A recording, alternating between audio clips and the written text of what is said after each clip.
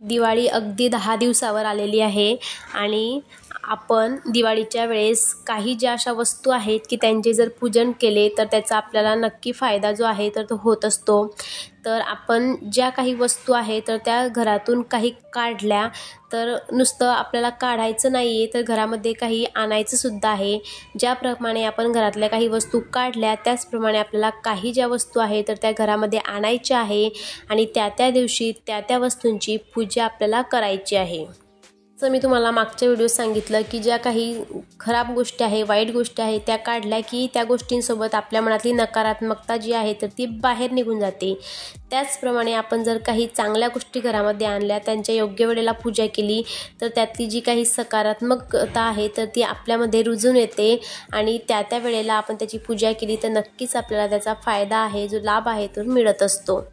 तर या काही गोष्टी आहेत तर या गोष्टींची पूजा केल्यानंतर वाईट गोष्टींचा नाश जो आहे तर तो होत असतो। वाईट गोष्टींचा नाश करण्यासाठी देखील या गोष्टी पूजित ठेवल्या तर त्यांचा उपयोग आपल्याला नक्कीच होऊ शकतो।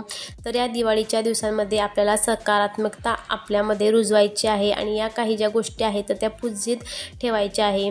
त्यानंतर या ज्या गोष्टी एकदा घेतल्या ना आपण की आपल्याला पुन्हा घ्यायची अजिबात गरज पडत नाही आणि जर कधी तुमच्याकडे नसतीलच तर तुम्ही सुपारीच्या माध्यमातून सुद्धा श्रीयंत्र बनवू शकतात। सुपारीच्या माध्यमातून सुद्धा तुम्ही त्याच्यावर कुबेर देवता बनवून ठेवू शकतात। एका सुपारी आपण कु लिहिलं तर तो कुबेर देवता, श्रीयंत्र श्री लिहिला तर श्रीयंत्र, परंतु आपण त्यांची योग्य रीतीने पूजा जी आहे तर ती करायची आहे, त्या दिवशीच करायची आहे। तर सर्वात अगोदर आपल्याला श्रीयंत्र जे आहे तर ते श्रीयंत्र घरामध्ये आणायचं आहे। त्या श्रीयंत्रावर कुंकुमार्चन करायचं आहे। जर तुमच्याकडे श्रीयंत्र उपलब्ध नसेल किंवा लगेच तुम्हाला घेणं शक्य नसेल तर तुम्ही त्याच्या फोटोसुद्धा आणून त्याची पूजा जी आहे तर ती करू शकतात।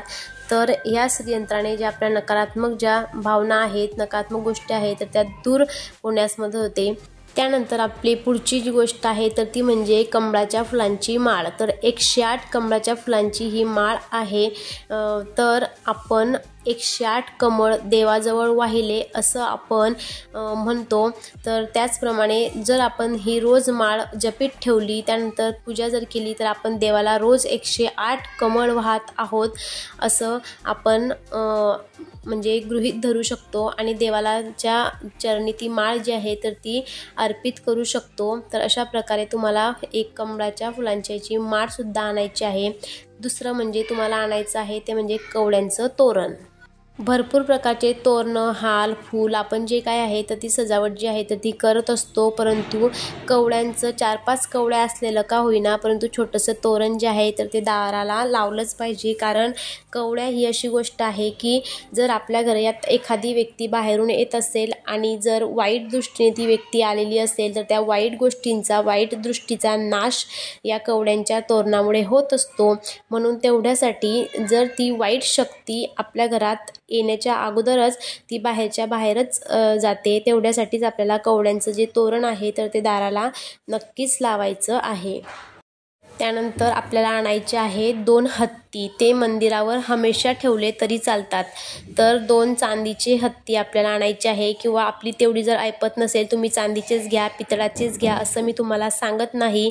तर जे आपण किल्ल्यासाठी जे किल्ला बनवतात दिवाळीचं त्यासाठी सुद्धा मावळे, हत्ती, प्राणी आपल्याला मिळत असतात। तर ते हत्ती जरी तुम्ही आणले तरी चालेल। तर हत्ती देव्हाऱ्यावर ठेवण्याचं काय कारण आहे तर हत्ती हा असा प्राणी आहे की त्याच्यामध्ये बलाढ्य शक्ती जी आहे तर ती सामावलेली असते।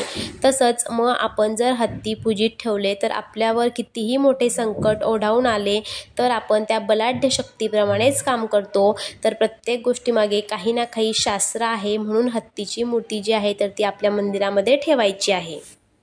त्यानंतर पुढची गोष्ट जी आहे तर ती आहे म्हणजे गाय वासरू यांची मूर्ती। तर प्रत्येक सण म्हटला की आपण प्रत्येक सणाला गाय वासरूच्या मूर्तीला नैवेद्य जो आहे तर तो देतच असतो। तर वसुबारसच्या दिवशी पूजा करण्यासाठी नक्कीच आपल्याला गाय वासरूची मूर्ती जी आहे तर ती कामी येईल आणि प्रत्येक सणाला सुद्धा आपल्याला ती कामी येत असते। तर 33 कोटी देवांचं जे मुखदर्शन आपल्याला मिळतं तर या गायीच्या रूपामध्ये आपल्याला मिळत असतं, म्हणून गायीची मूर्ती जी आहे तर ती आपल्या देव्हाऱ्यामध्ये ठेवणे खूप गरजेची आहे। त्यानंतर ही मूर्ती फक्त धातूची असली पाहिजे आणि नसेलही धातूची तर आपल्याला ज्या वसुबारसेच्या दिवशी आपल्याला गायीची पूजा करायची आहे. गाय ही गोमाता म्हणून दर्शवली जाते. आपल्यावर कुठलंही संकट आलं, कुठलाही प्रॉब्लेम आला तर आपण पहिले आपल्या मातेला, आपल्या जवळच्या आईला ती गोष्ट सांगत असतो. म्हणून या मातेमुळेच आपल्या मनामध्ये सकारात्मकतेचे जे प्रतिबिंब दिसते तर ती सकारात्मकता आपल्यामध्ये या मातेमुळेच येते आणि हे विश्व आपण या मातेमुळेच बघू शकत आहोत. म्हणून ही आपली गाय जी आहे तर ती एक माता आहे.